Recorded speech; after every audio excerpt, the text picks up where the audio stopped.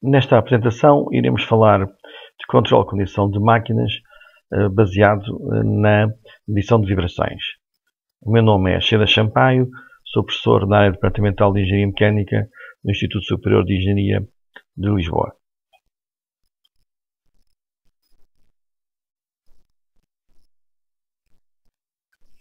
As vibrações nas máquinas são medidas normalmente recorrendo a dois tipos de sensores.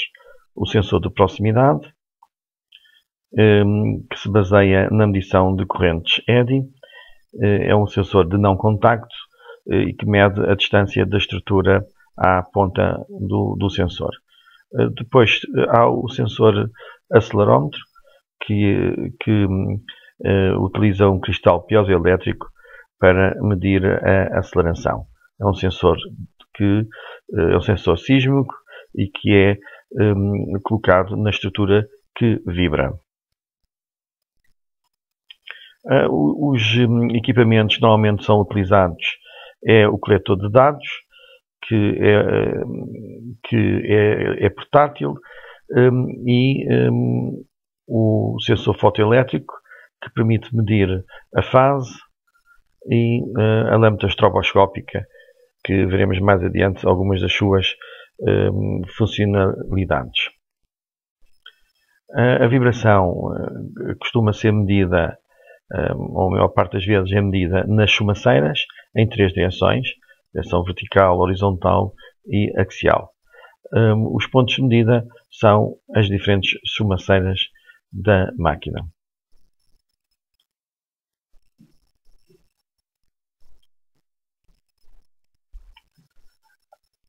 Normalmente, a medição de vibrações nas máquinas é uma vibração offline, ou seja, há um operador que se dirige às máquinas e que faz a medição.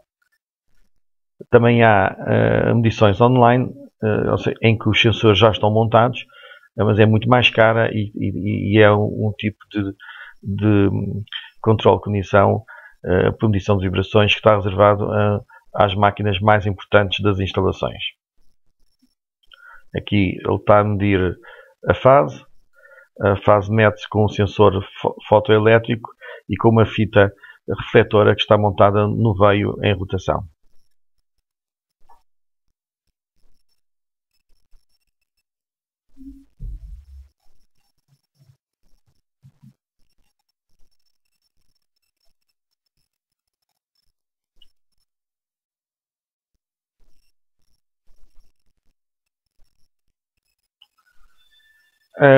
Vejamos agora aqui dois exemplos de aplicação da lâmpada estroboscópica.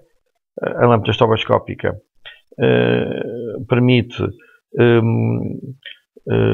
visualizar um movimento em câmara lenta, o que permite ao técnico verificar se há alguma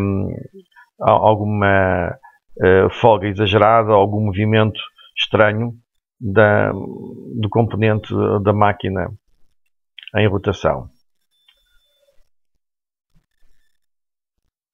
Também a lâmpada estroboscópica serve para medir a rotação da máquina. A lâmpada estroboscópica é constituída por uma lâmpada cuja frequência é que ela acende é controlada pelo operador. Daí que, se pusermos uma lâmpada a acender a 10 Hz e se pusermos o veio da máquina parado, significará que o veio estará a rodar a esses 10 Hz, ou seja, a 600 rotações por minuto.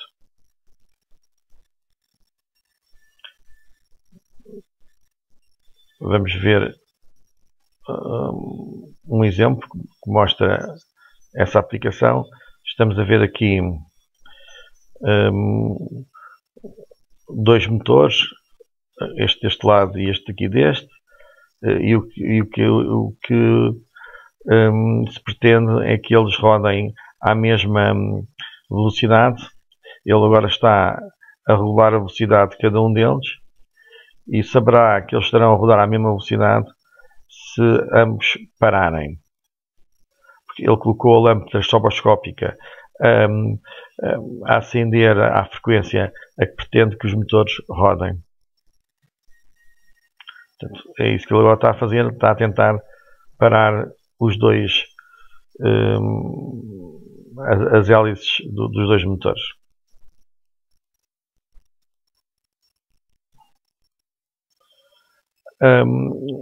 A grande vantagem da utilização ou da medição das vibrações nas máquinas para o controle de coligação é que as vibrações são sensíveis às avarias das máquinas. A frequência da vibração indica-nos normalmente o tipo de avaria ou o componente avariado. A amplitude está relacionada com a gravidade da avaria. Portanto, vibrações com maior amplitude significa maior gravidade da avaria, e a fase que permite também fazer o diagnóstico, permite distinguir avarias umas das outras. Vamos agora ver uma simulação que ilustra esta questão da sensibilidade às avarias das vibrações. Para isso vamos recorrer a um software chamado Algodo.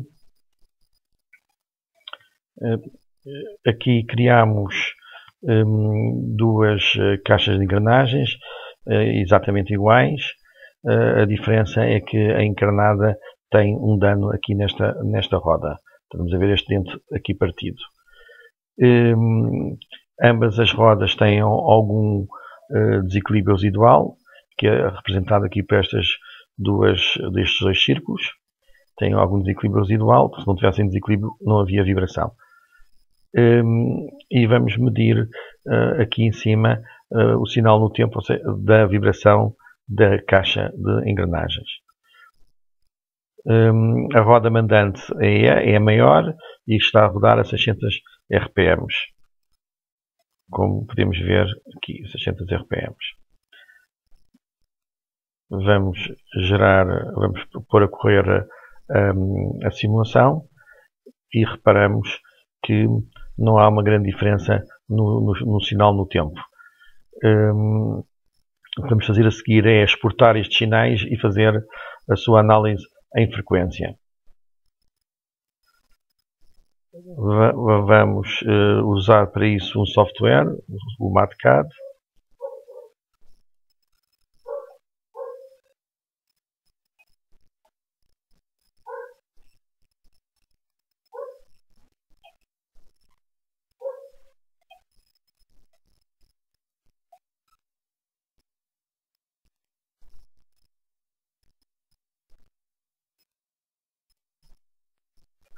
Aqui estamos a fazer a importação dos dois sinais no tempo. Aqui estão os dois sinais no tempo e aqui estão os respectivos espectros de frequência. E reparamos que a única diferença é na amplitude desta componente, que terá aumentado.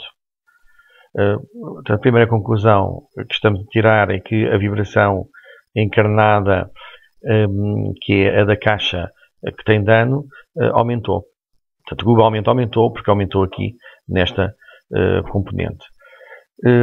Também, se formos ver a frequência, que frequência é esta aqui, nós verificamos que esta frequência são 600 RPM, porque estamos aqui pusemos nas abscissas rotações por minuto, de 600 RPM, que é a frequência da primeira roda, ou da roda mandante. E aqui a frequência são 1069 RPM. Ora, se fizermos as contas, nós temos que as 600 RPM da primeira roda vezes o seu número de dentes, a dividir pelo número de dentes da roda mais pequena, obtemos a frequência ou a rotação da roda mais pequena, que é de facto aquilo que estamos a ver, que é esta componente. Portanto, esta frequência está relacionada com a roda maior e esta com a roda menor. E, portanto, está aqui ilustrado neste exemplo de que a frequência permite-nos identificar o componente e permite-nos também identificar o componente com dano.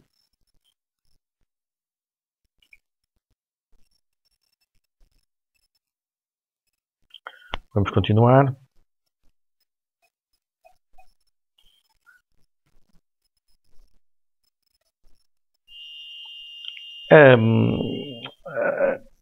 Portanto, a vibração é sensível ao dano. E, portanto, o dano altera a vibração forçada da máquina. Foi o que vimos aqui neste pequeno vídeo. Estamos a ver que existe dano e que o veio ao rodar vibra e até neste caso conseguimos ver a vibração, o que normalmente é raro. A gente não, quando o dano é pequeno, não conseguimos ver a máquina a vibrar. A metodologia que é normalmente utilizada para a identificação de dano por medição de vibrações é aquela que já vimos nas estruturas. É através da comparação. Comparamos os dois estados. O estado de antes e depois do dano. Portanto, o que fazemos é medir a máquina ao longo do tempo através de medições contínuas ou periódicas. Já sabemos que as medições contínuas é sempre muito mais caro. Só para as máquinas mais críticas é que se opta por este tipo de medição. Normalmente o que se fazem são medições periódicas. É um operador que leva um coletor de dados, que leva numa mão o acelerómetro com uma base magnética e vai aos diferentes pontos de medida recolher as vibrações. Depois é feito o cálculo de indicadores sensíveis ao dano. Já iremos falar mais à frente que indicadores é que são esses. E depois compara-se a variação ou analisa-se a variação dos indicadores para determinar se a máquina está em situação de avaria, portanto já tem alguma avaria, e também permite depois fazer o diagnóstico, que tipo de avaria que é, se é muito grave, se não é, e portanto o diagnóstico também é possível ser feito. Então é necessária a condição atual, que é traduzida pela medição que se fez, que se acabou de fazer, e precisamos ter então uma condição de referência que pode ser representada por uma medição que terá sido feita quando a máquina era nova ou quando a máquina passou a ser monitorizada, ou então essa condição de referência pode ser traduzida por um valor que se retira de uma norma de severidade. Já estamos a ver aqui uma diferença para as estruturas e que é não temos modelos analíticos que representem o estado vibracional de uma máquina. Isto porque as vibrações que existem numa máquina são muito mais complexas do que as vibrações que existem numa estrutura. Tal como no controle de condição de estruturas, também no controle de condição de máquinas há duas fases na identificação de dano. A primeira fase é a detecção e a segunda fase é o diagnóstico. Portanto, na detecção, o que se pretende é saber há ou não avaria, ter a certeza de que existe a avaria. Esta fase de detecção pretende-se que seja o mais antecipada possível, ou seja, quanto mais cedo se detectar a avaria, melhor. E só depois é que se passará ao diagnóstico, onde se tentará saber qual a causa da avaria, qual a gravidade da avaria e quanto tempo ainda temos até que haja avaria catastrófica.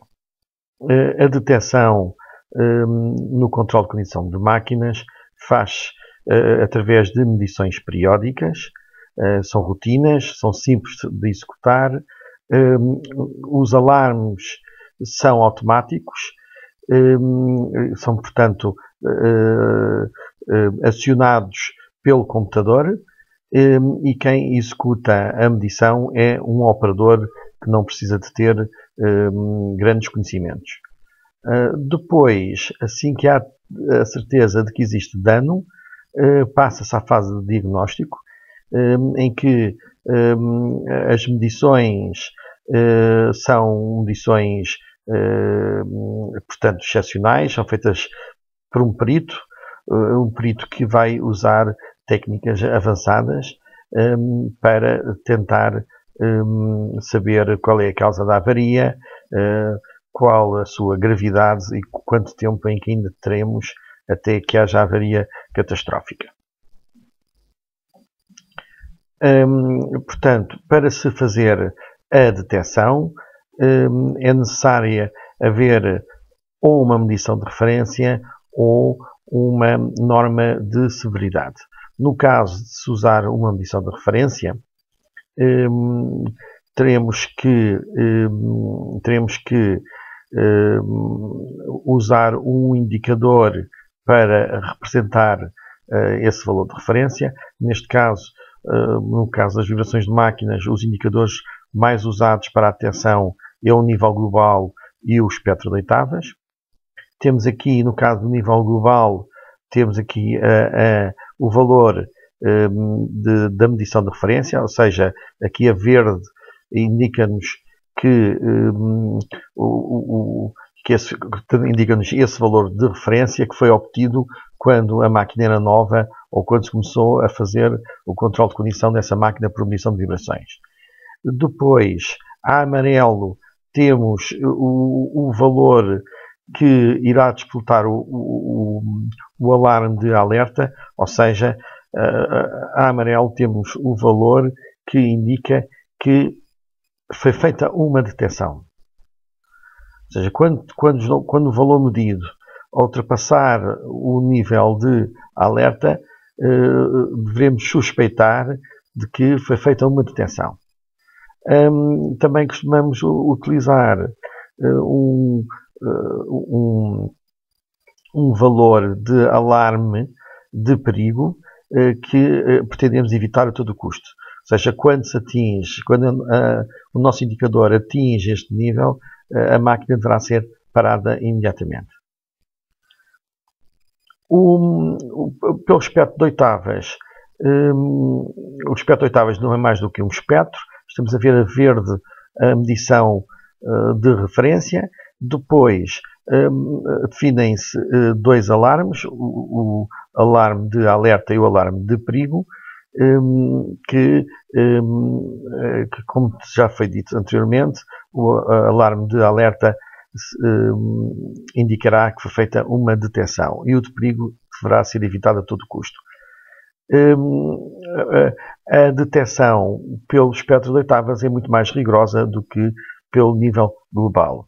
Isto porquê? Porque aqui fazemos a detecção através de cada linha de frequência. Basta que uma das linhas de frequência cruze os alarmes para os acionar, ao passo que aqui o nível global é uma espécie de uma média, e quando a média se altera, já provavelmente o nível de dano estará uma fase mais avançada. Se utilizarmos uma norma de severidade, normalmente o indicador que é utilizado é o nível global. Porquê? Porque as normas usaram esse indicador como valor para indicar a condição da máquina.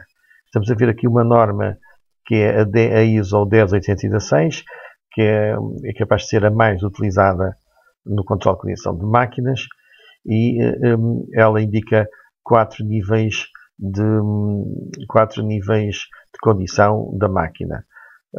A verde é o nível de condição, a máquina em bom estado, ou seja, uma máquina na recepção, quando é nova, deverá apresentar uma vibração que esteja dentro do nível good. Depois há o nível satisfatório, e depois há aqui o insatisfatório e o inaceitável. O insatisfatório será o chamado nível de alerta, ou seja, quando a nossa máquina atingir o nível de insatisfatório, significa que teremos feito uma detecção e devemos então passar para o diagnóstico. Entre estes dois métodos de fazermos a detecção, usar a norma de severidade ou a medição de referência, é claramente preferível a medição de referência. A norma de severidade é um documento cujos valores foram obtidos analisando muitas máquinas, com montagens que nós não sabemos, porque de facto cada máquina é um caso, cada máquina é instalada de uma determinada maneira e, portanto, não temos a garantia que estes valores sejam representativos do verdadeiro estado da nossa máquina. No entanto, eles são indicadores e especialmente quando atingimos níveis de insatisfatório ou de inaceitável, nós devemos imediatamente começar a agir. Ou seja, quando atingimos o nível de insatisfatório, devemos suspeitar que temos uma avaria e devemos começar a investigar. E quando atingimos o nível de inaceitável, não significa que devemos parar imediatamente a máquina, mas devemos ficar preocupados e acelerar a investigação para ver se de facto temos ou não alguma avaria. As tabelas de severidade mais conhecidas são estas: a ISO 10816, a AFNOR, a VDI 2056 e por aí adiante. Quando passamos à fase de diagnóstico, a determinação da condição atual é baseada na interpretação de sinais no tempo e de aspectos de frequência, tendo em conta a direção da vibração, tendo em conta o valor de cada amplitude, frequência e fase, a identificação das frequências estruturais. É muito importante saber onde é que estão as frequências de ressonância e as velocidades críticas, a identificação das frequências de origem mecânica e ou hidráulica e a identificação dos modos de vibração.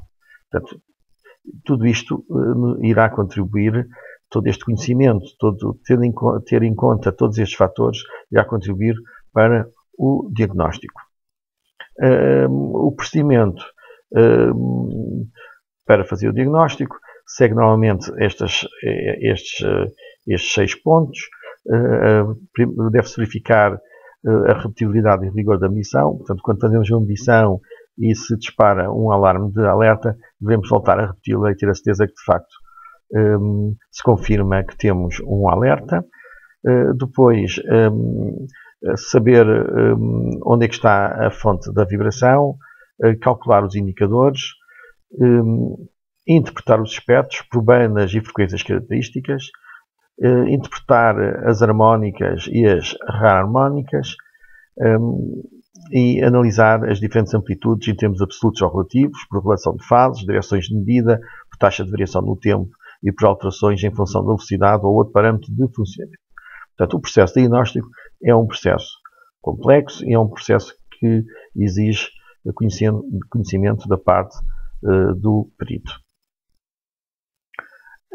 Existem também, para o diagnóstico, tabelas publicadas por muitos fabricantes de equipamentos de vibrações, tabelas chamadas Vibration Troubleshooting Guides, que sintetizam a sintomatologia vibracional para as diferentes avarias. Temos aqui o desequilíbrio, o desalinhamento e o desaperto. E depois aparece aqui quais as frequências dominantes. Isto uma vez significa que é a velocidade de rotação.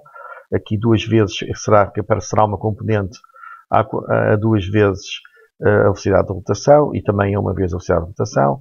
E depois também aparece aqui uma descrição ao nível da fase. Aqui é das frequências e da fase. Tal como anteriormente tínhamos dito, a frequência e a fase é que contribuem para o diagnóstico.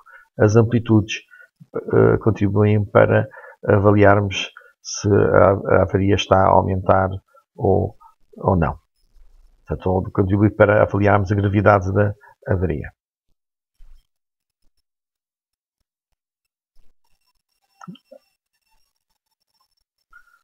Vejamos aqui o desequilíbrio. O desequilíbrio, neste caso, estamos a ver um desequilíbrio chamado desequilíbrio estático, em que este desequilíbrio pode ser resolvido só com uma massa. Aqui temos o desequilíbrio de momento, que já necessita de duas massas em duas localizações.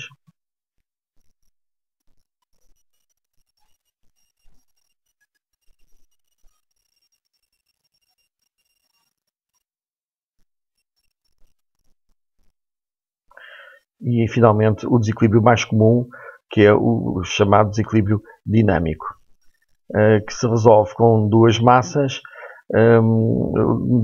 diferentes colocadas em dois planos. Os sintomas de desequilíbrio é o aparecimento de uma componente à velocidade de rotação, cuja amplitude tenderá a crescer com o aumento do desequilíbrio.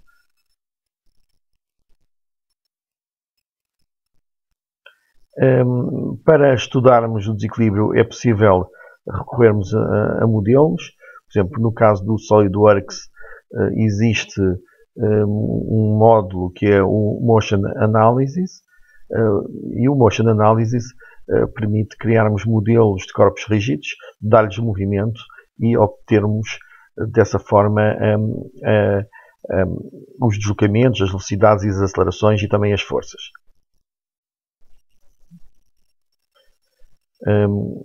Estamos a ver aqui um modelo de uma máquina que com o rotor suspenso. Vamos só aqui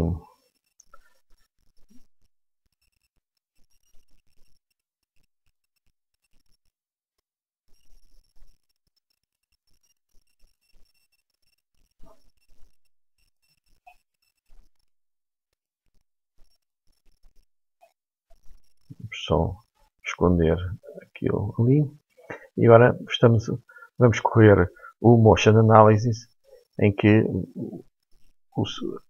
podemos dar movimento e podemos medir aqui as vibrações. Com este modelo podemos estudar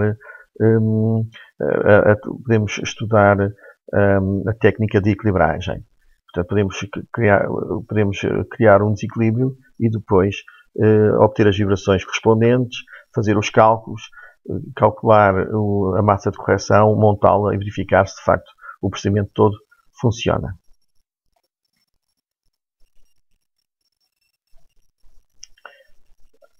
Aqui, por outro lado, temos um modelo para estudar a equilibragem a dois planos.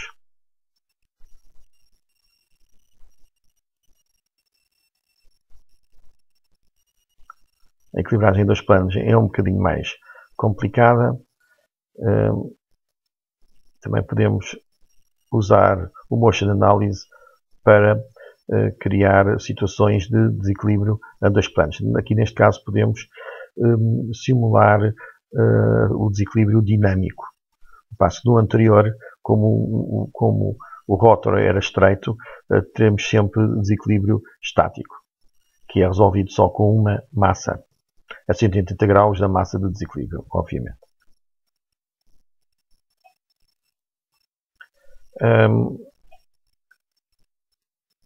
Aqui temos um software que foi desenvolvido para se estudar a equilibragem.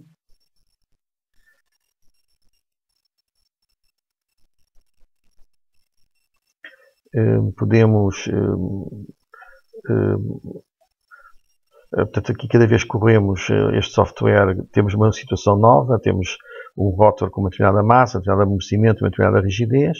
Depois podemos ligar a máquina e vê-la ver o seu movimento. Como ela tem um desequilíbrio traduzido por aquele ponto vermelho, estamos a ver que ela está a fazer uma órbita. Este tipo de software é interessante porque permite, por exemplo, perceber o que é que acontece numa situação de ressonância. Estamos a ver que a ressonância está a 10.98 Hz. Estamos a aproximar-nos, estamos a 10 Hz. Aqui já estamos em ressonância e aqui já passámos, já estamos a 12 Hz. E estamos a ver o que é que agora acontece. Depois da ressonância, o que acontece é que, vamos pôr isto em câmera lenta, o que acontece é que o rotor está a ir nesta direção quando a força centrífuga está a apontar naquela, o que não é muito intuitivo. Antes da ressonância acontecia aquilo que é intuitivo, e que é o rotor estar a ser puxado na direção da força centrífuga. Portanto, a força centrífuga está a apontar aqui para fora e está a puxar o rotor nessa direção. Isto aqui é intuitivo, isto nós compreendemos. Depois da ressonância, acontece exatamente ao contrário. Portanto, o rotor está a ir no sentido contrário a que a força está a puxar. Portanto, porque chamamos a isto a fase, aqui aconteceu uma variação da fase de 180 graus. Depois de passar pela ressonância, verifica-se essa variação. Este programa permite simular as medições de vibrações ou todo o procedimento de equilibragem, em que se mede a vibração, depois para-se a máquina, depois monta-se uma massa de teste,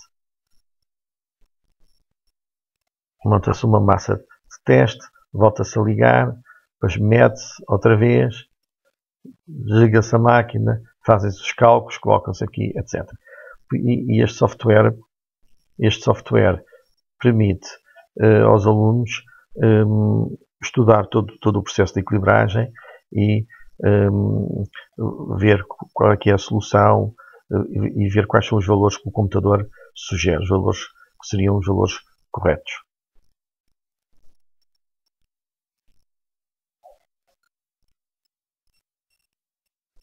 O desalinhamento. Pode haver dois tipos de desalinhamento, que é o desalinhamento paralelo e o desalinhamento angular.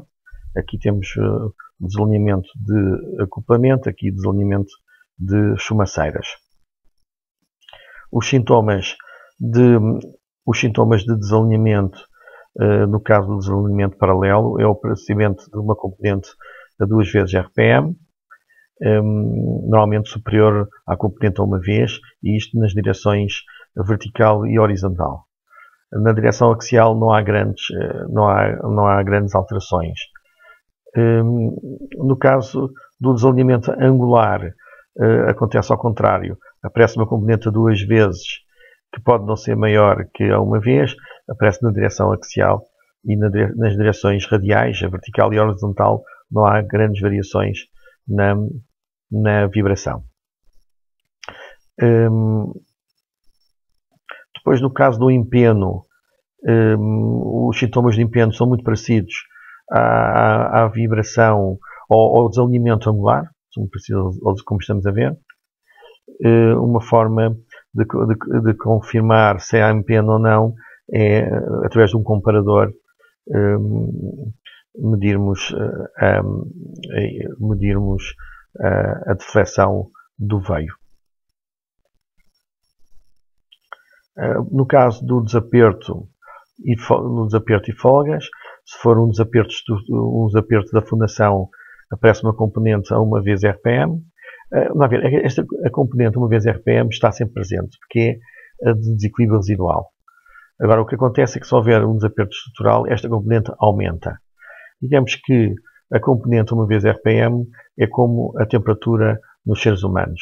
Quase todas as doenças dos seres humanos levam a um aumento de temperatura do seu corpo.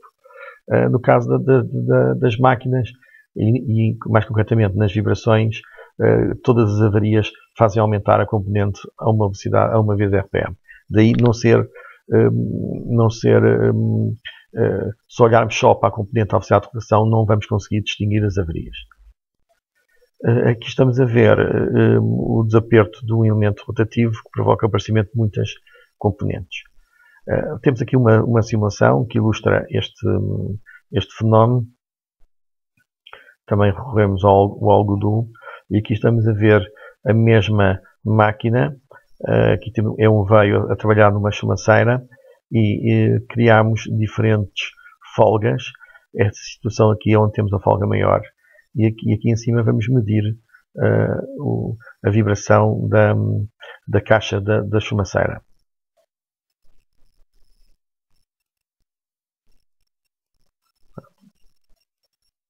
Aqui a gente pode observar,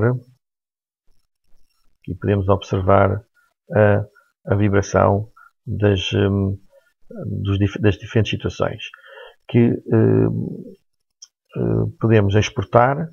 Vamos exportar para o MATCAD e ver o que é que os espectros de frequência nos indicam.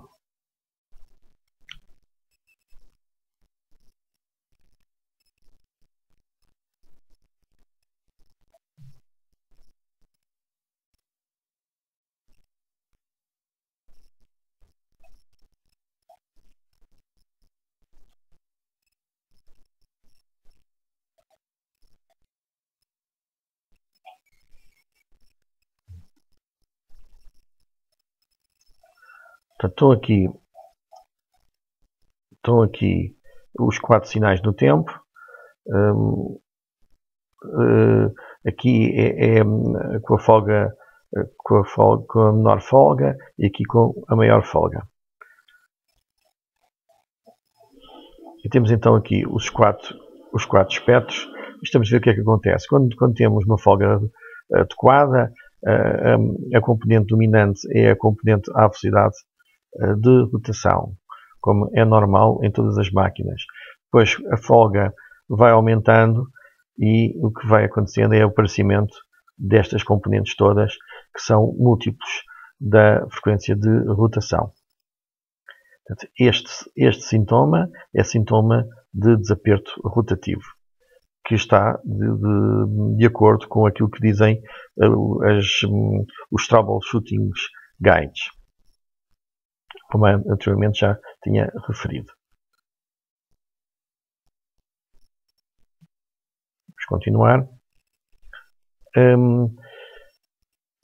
Esta situação é uma situação de pata chamada pata coxa, que é um dos apoios da máquina estar desapertado, e aparecem estas componentes a uma vez, a 2 e a 3 vezes. Agora, a ressonância, também o diagnóstico de ressonância não é muito complicado. Aqui à esquerda estamos a ver um efeito da ressonância. Neste caso, estamos a excitar este copo, a pô-lo em ressonância, e o problema da ressonância é o que vamos ver já de seguida.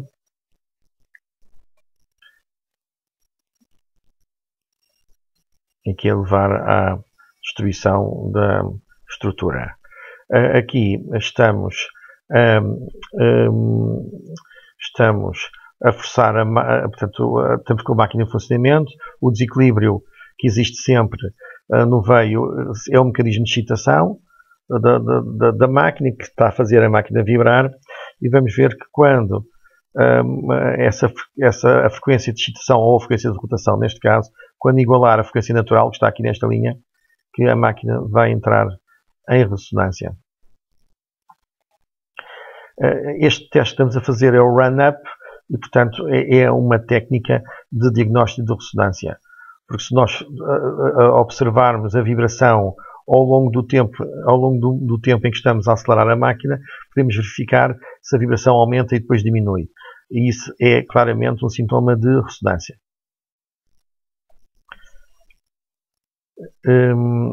Ainda a propósito aqui do slide anterior, portanto, aqui o que utilizámos foi o teste do run-up.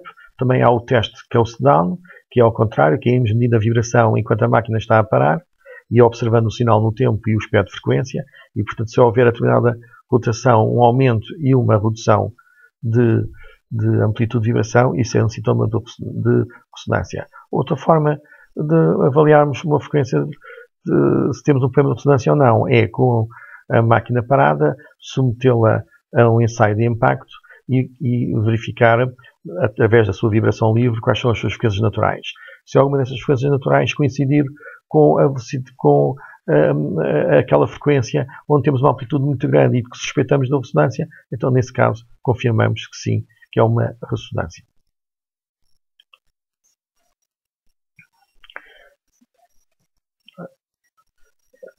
Aqui estamos a ver uma demonstração das frequências naturais e dos modos de vibração. Nesta demonstração, este motor que está desequilibrado vai servir de excitação a este fio e então vai-se aumentar a velocidade do motor e vamos observar o fio. Como o fio é muito flexível, vai ter deformações bastante grandes e, portanto, vão ser visíveis a olho nu. E o que vai acontecer é que a determinada altura o fio atinge um máximo de vibração, que estamos agora a ver. E isto, como esta foi a primeira frequência, é a frequência mais baixa é que se verifica esta grande deformação, chamamos isto a primeira frequência natural, neste caso a flexão. Estamos a ver aqui claramente. Depois, se continuarmos a acelerar, o que vai acontecer é que a vibração volta novamente a aumentar, mas desta vez com um ponto onde não tem vibração. Ora, este ponto onde não tem vibração, chamamos isto um nodo de vibração. Aqui estamos a usar a lâmpada estroboscópica para visualizar melhor, para visualizar o movimento em câmara lenta e poder visualizar melhor o modo de vibração. Estamos a ver aqui o segundo modo de vibração. Depois continuamos a aumentar a velocidade. A vibração diminui, mas depois volta novamente a aumentar quando chegarmos à terceira frequência natural e, portanto, aqui estamos a observar o terceiro modo de vibração. E é necessário reparar que os nodos aumentaram em uma unidade. Portanto, agora passamos a ter mais um nodo.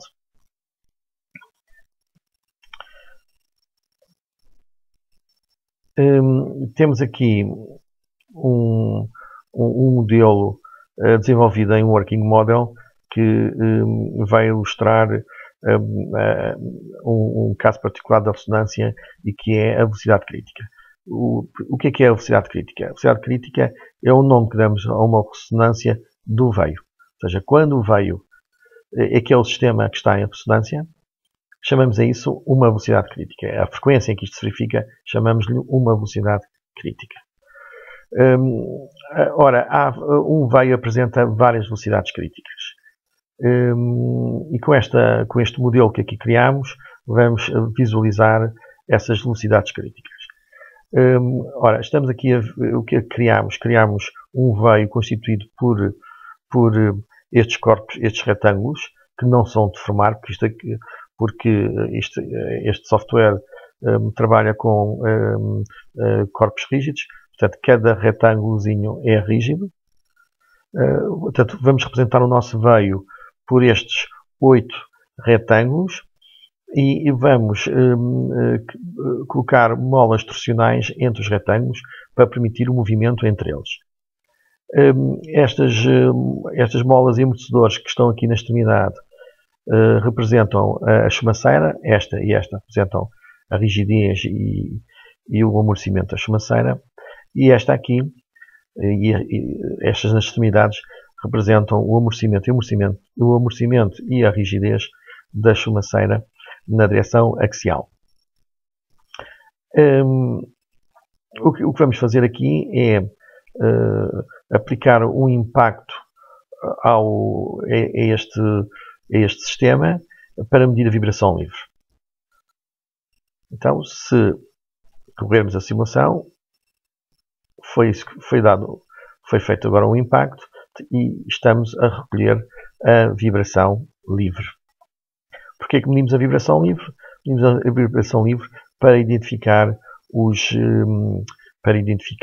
as frequências naturais. Agora, se exportarmos esta vibração livre e analisarmos num software que faça análise em frequência, neste caso vamos usar o MATCAD, vamos ver o que é que obtivemos. Portanto, aqui importamos a vibração do veio. Está aqui o seu sinal no tempo. Este é o sinal no tempo da força, que foi um impacto. E aqui estamos a ver, tanto neste caso como aqui neste, estamos a ver o espectro de frequência. Vamos aqui usar antes este aqui deste lado. Aqui temos então o espectro de frequência da vibração do veio a dividir pela vibração, pela força. Aqui a resposta a dividir pela excitação, que dá, ao fim e ao cabo, isto é a função de resposta em frequência. Estamos a ver aqui estes picos, que são as frequências naturais do veio. Se usarmos aqui este cursor, podemos ler as frequências que estão aqui registadas.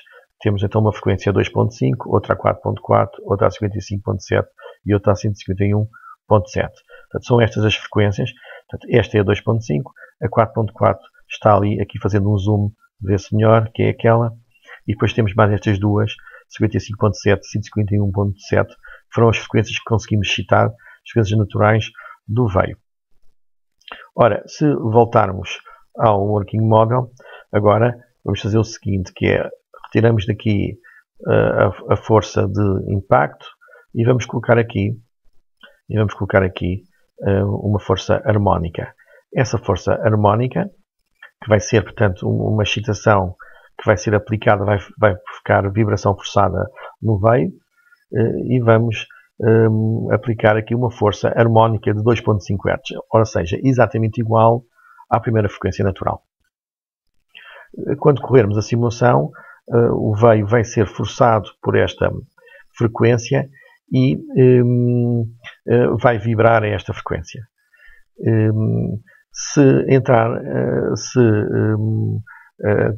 esta frequência, como já verificamos que sim, e como é igual à frequência natural, o veio vai entrar em ressonância. Vamos então ver o modo de vibração correspondente a esta frequência natural. Ora, estamos a ver que a esta frequência o veio não se deforma. Vibra muito. E agora, como é que sabemos que isto de facto é uma ressonância? Bom, já vimos que esta frequência é coincidente com a frequência natural. Mas, se mesmo assim, não podemos verificar isto de outra maneira, que é, vamos ver se esta amplitude de vibração é um máximo ou não.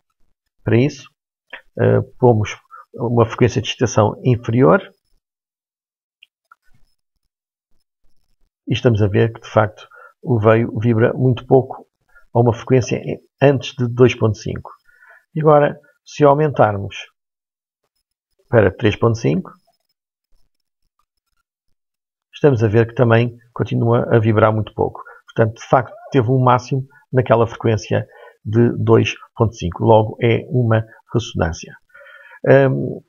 Vamos voltar a pôr aqui essa frequência e o que é importante aqui notarmos é que esta frequência natural, o veio não se deforma. Ora, isto é então um modo rígido. Será o primeiro modo rígido. O veio não se deforma e desloca-se em fase. Todos os pontos do veio se deslocam no mesmo sentido. Agora vamos analisar a segunda frequência natural e vamos ver qual é que é o seu modo de vibração. Vamos só aumentar um bocadinho a amplitude da força e estamos a ver claramente que neste modo o veio também não se deforma,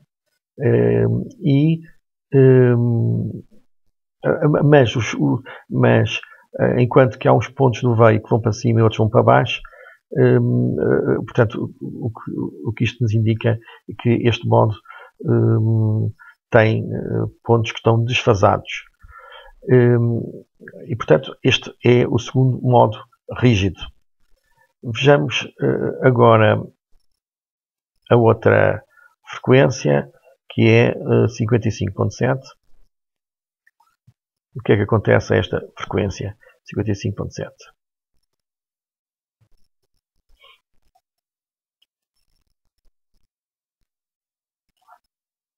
Vamos aumentar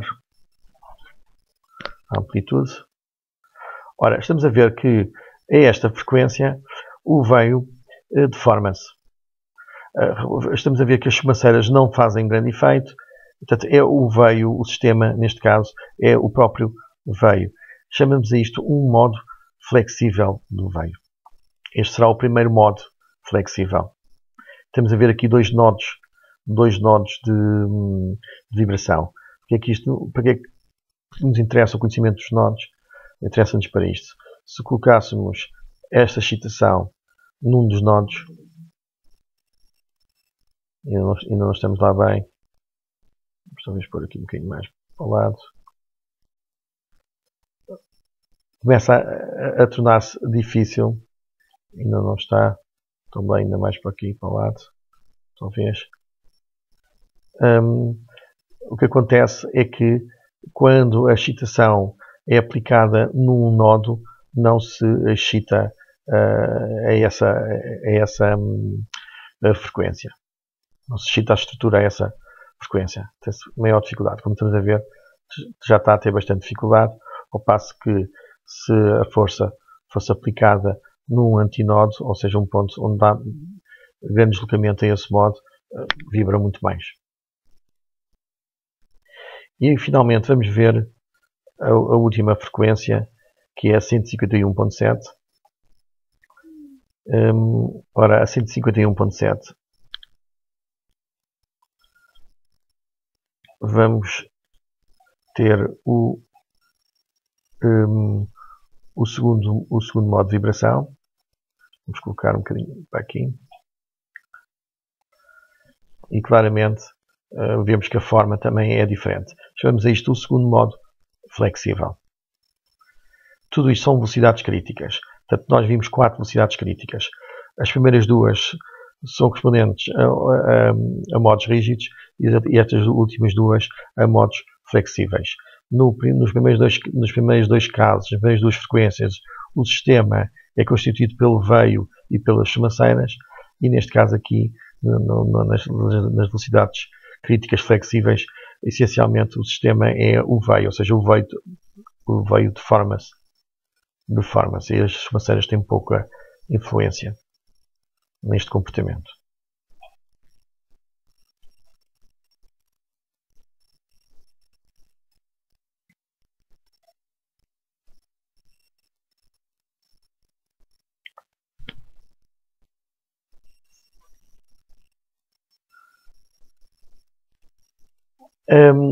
Os regulamentos, quando se avariam, costumam apresentar 4 frequências características, dependendo do tipo de avaria. Se a avaria for uma falha na pista interior, será esta frequência que aparecerá no espectro. Se for uma falha na pista exterior, será esta. Se for uma falha na gaiola, será esta a frequência. E se for uma falha no elemento rolante, será esta a frequência. Portanto, os regulamentos têm frequências características para cada uma das suas avarias típicas. Também é possível simular as avarias nos regulamentos.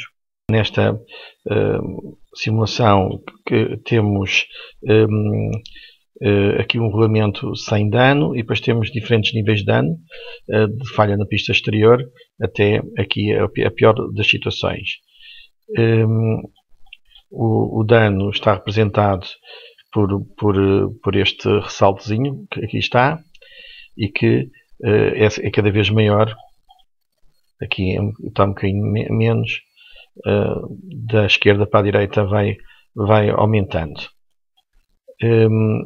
Vamos então correr a simulação. Este software permite-nos obter os sinais no tempo, permite-nos também visualizar os movimentos. Podemos inclusivamente pôr em câmera lenta e visualizar o que está a acontecer.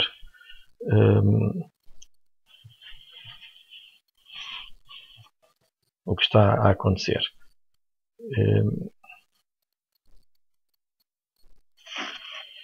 Ora, se exportarmos estes sinais no tempo para o MATCAD, temos aqui então os sinais no tempo, os seis níveis de dano, aqui sem dano e aqui com mais dano. E se observarmos os espectros de frequência, aqui são os espectros de frequência, mas aqui vamos aplicar uma técnica chamada análise de envelope, que será essa análise de envelope que está aqui o resultado dela, análise de envelope, que nos permitirá identificar a frequência de falha do rolamento. Como estamos a ver, temos aqui, no caso pior, temos aqui 24 Hz, que é a rotação, mas temos aqui 120 Hz. Aqui numa situação anterior também tínhamos 120 Hz. Aqui também tínhamos os 120 Hz, que dá 124, mas é mais ou menos. Ora, reparem que esta frequência que aqui conseguimos identificar como sendo a frequência de maior amplitude, após aplicarmos a análise de envelope ou análise de envolvente, corresponde à frequência de falha na pista exterior, que está algures aqui calculada, que está aqui calculada. Temos aqui as 4 frequências de falha do rolamento e, como estamos a ver, 123 ou 124 é a frequência de falha na pista exterior. Depois a da gaiola é 10 Hz, que é muito inferior. Depois a da falha na pista interior é 168 e esta é 155. Portanto, não há nada que enganar. Na verdade, aquela frequência que identificamos está muito próxima da frequência de falha na pista exterior. Portanto, é possível, portanto, isto mostra que as falhas, os diferentes tipos de avaria manifestam-se a frequências diferentes e que elas são coincidentes, e as frequências que obtemos são coincidentes com aquilo que a teoria nos diz.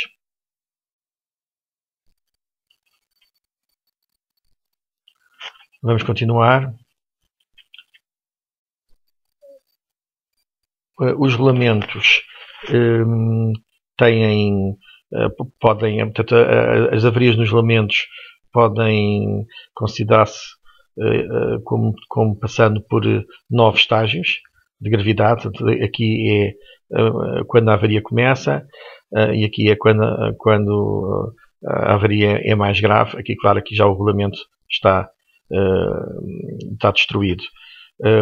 Na verdade, os rolamentos, quando começam a ter uma avaria, manifestam-se nos ultrassons. Só depois é que começam a manifestar-se na gama de frequência que costumamos medir, que é até 20.000 Hz. Aqui o que aparece é o primeiro sintoma de avaria no rolamento é a frequência de ressonância da caixa do rolamento, porque os impactos são muito pequeninos, mas são suficientes para excitar a ressonância da caixa do rolamento, e é por aí que começamos por detectar. A análise de envelope permite analisar este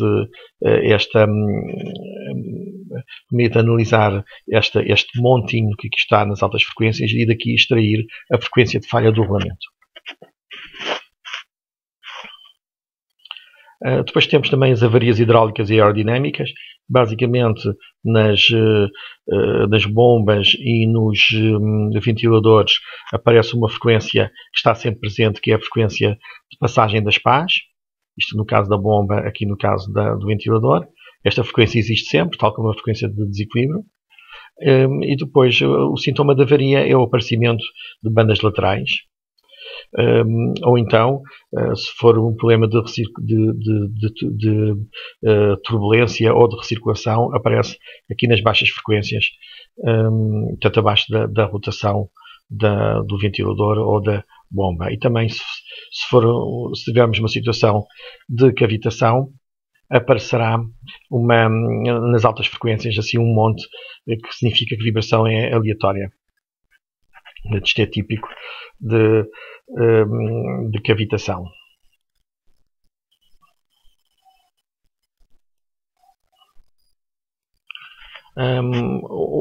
A medição de vibrações permite diagnosticar também problemas em correias, em motores de combustão interna, em compressores, motores elétricos, engrenagens, etc. Muito haveria para dizer sobre a identificação, sobre o diagnóstico de avarias em máquinas, mas vamos ficar por aqui. Já vimos alguns exemplos que ilustram o que é o diagnóstico de avarias em máquinas por medição de vibrações. Os indicadores que costumamos usar para identificar dano são, em primeiro lugar, o sinal no tempo. O sinal no tempo permite-nos visualizar a vibração em tempo real e é por isso o parâmetro mais intuitivo.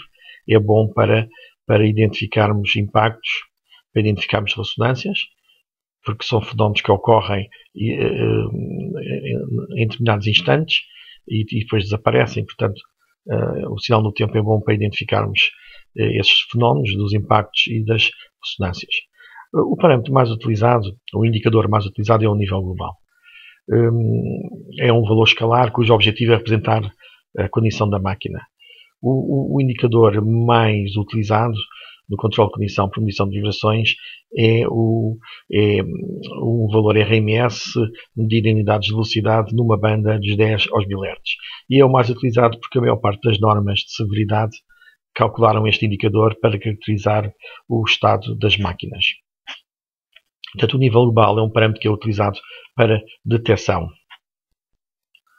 No entanto, o nível global não permite identificar componentes em frequência dominantes, nem tem grande sensibilidade a determinadas alterações dinâmicas. Portanto, basicamente, o nível global é um parâmetro que só permite dizer se existe ou não avaria, e normalmente quando diz que existe avaria, já a avaria está num estágio mais evoluído, quando nós o que queremos é detectar a avaria o mais cedo possível. Vamos tentar ilustrar isso. Por exemplo, se tivéssemos medido um nível global de 0,8 mm por segundo, e que, sendo este o valor de referência, e se a determinada altura ele aumentasse para 0,94, ou seja, uma variação de 17%, isto seria preocupante. O mais natural é nós dizermos que não, quer dizer, uma variação de 0,8 para 0,9 não é algo que nos preocupe. No entanto, se tivéssemos olhado para o espectro de frequência, teríamos notado que uma das componentes tinha aumentado 3 vezes. Ora, qualquer componente de frequência cuja amplitude varie 3 vezes, isto é motivo de preocupação. E, portanto,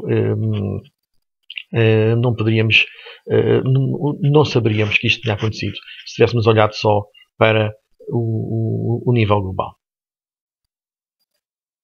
A melhor técnica de detecção é o espectro de oitavas.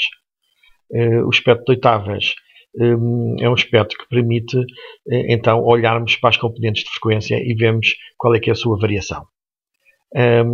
Há vários espectros de oitavas. O espectro de uma oitava é um espectro que tem pouca resolução. Portanto, estes espectros de oitavas são espectros em cada linha do espectro é uma banda, ou seja, cada linha tem várias frequências, é um intervalo de frequências. O espectro de 1/3 de oitava já tem maior resolução, como estamos a ver, e o de 1/12 de oitava ainda mais resolução tem. O espectro FFT seria o limite destes espectros, ou seja, em que cada linha representa uma frequência. Este espectro de oitavas é o espectro que é mais utilizado para detecção, e a detecção faz-se então quando uma linha do espectro cruza os níveis de alarme, como aqui estamos a ver. Aqui tinha cruzado o nível de alerta, e aqui também. E aqui também, e aqui também, e aqui também. O espectro FFT é um espectro que é usado para diagnóstico. A diferença entre o espectro FFT e o espectro de oitavas é que, como eu disse, o espectro de oitavas, cada linha do espectro de oitavas é uma banda, representa uma banda de frequências, e aqui no espectro FFT não. E o problema é que o espectro FFT dá muitos falsos alarmes.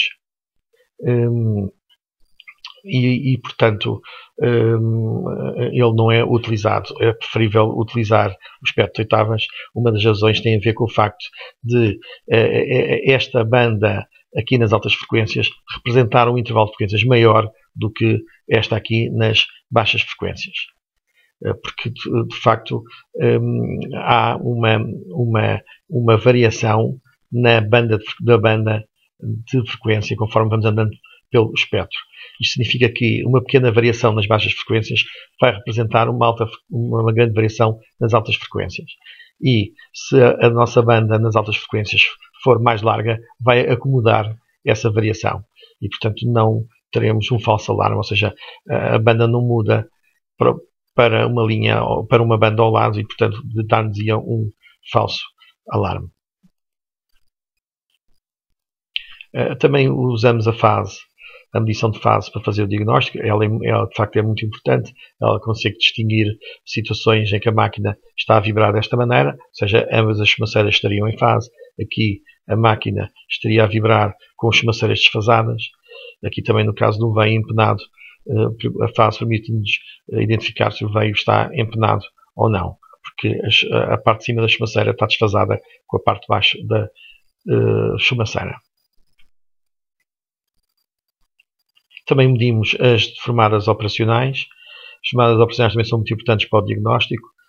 Se nós marcarmos para cada sobrancelha dentro destes círculos as amplitudes à velocidade de rotação, aqui as medidas na vertical, aqui as medidas na direção axial e as medidas na direção horizontal, e se marcarmos aqui as fases medidas, as fases respeitantes a essa frequência, podemos visualizar a forma como a máquina está a vibrar, e isso pode nos dar um bom indicador de avaria.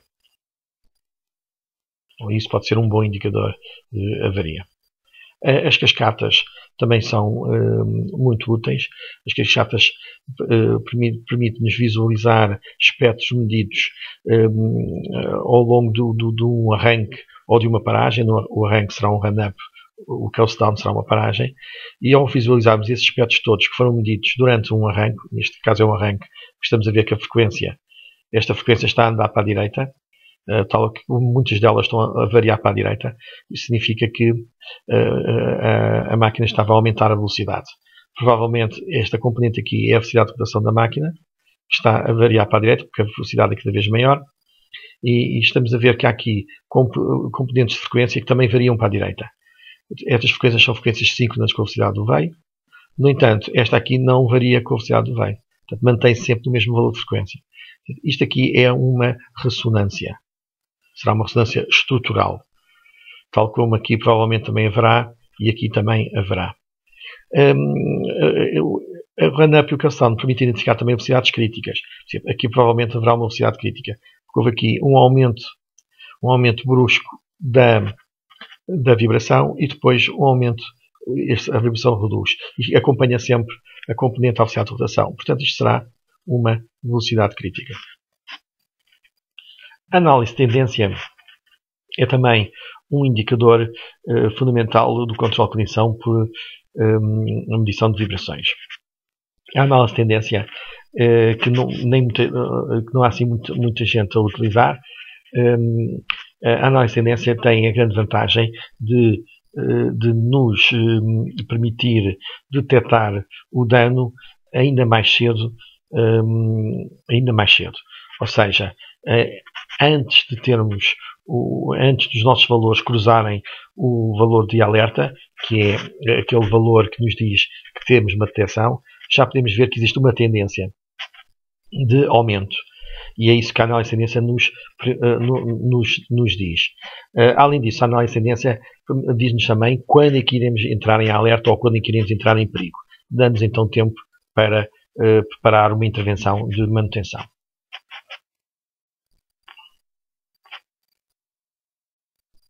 Há outros indicadores, como as harmónicas, o Total Harmonic Distortion, a média na frequência, a média no tempo, o envelope, que já falámos que é uma técnica para identificar as frequências de falha no regulamento, o Capstone, que é uma técnica muito utilizada para diagnóstico de avarias em engrenagens, e o teste de impacto, enfim, e outros indicadores.